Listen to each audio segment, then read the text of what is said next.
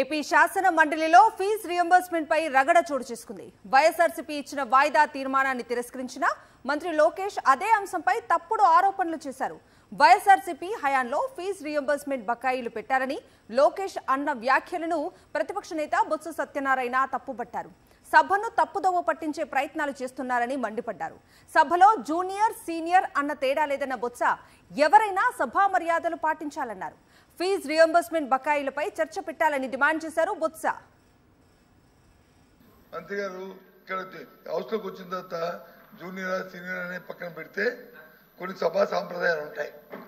ఆయన మాట్లాడిన మాటలు వీఆర్ యూ టాక్ ఈ పదాలని దయచేసి పౌరుష పదాలని అవి మాట్లాడకూడదు. ఒకటి ఒకటి రికార్డులో చూసుకోండి, రికార్డులో చూసుకోండి, ఒకటి నేర్చుకోండి, ఇంకోటి ఏదైతే మంత్రి గారు చెప్పారో ఒక సెకండ్ సార్, ఆయన చెప్పింది ఏదైతే మంత్రి గారు చెప్పారో 400 కోట్లు 4000 కోట్లు మేము బకాయి పెట్టామని అవన్నీ వాస్తవ విరుద్ధం. చర్చపడండి, చర్చలో మాట్లాడదాం.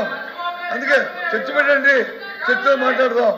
వాస్తవ విరుద్ధం మాటలు చెప్పి సభను తప్పుతో పట్టించడానికి ప్రజలు మభ్యపెట్టడానికి దయచేసి మభ్యపెట్టారు చాలు. మభ్యపెట్టి మోసం చేసి చాలు. ఇంకా ఇక్కడ నుంచి అనుకోండి.